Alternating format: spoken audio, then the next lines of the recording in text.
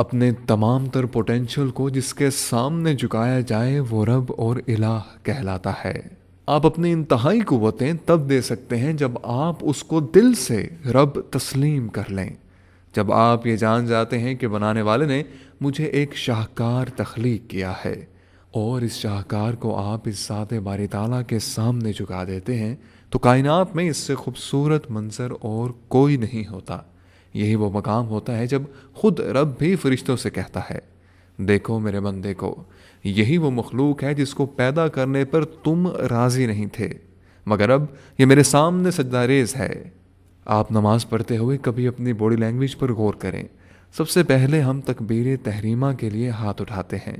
ہاتھ پہلے آسمان کی جانب سیدھے ہوتے ہیں، جس کا مطلب ہے کہ اللہ ہی سب سے بڑا ہے۔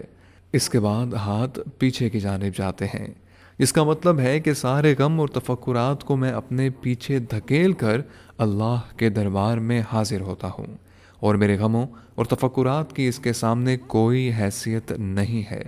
نماز میں انسان جب رکوع کرتا ہے تو اپنی بہترین طاقت کو اس کے سامنے چھکا دیتا ہے۔ یہ بھی اس کی عظمت کا اعتراف ہے۔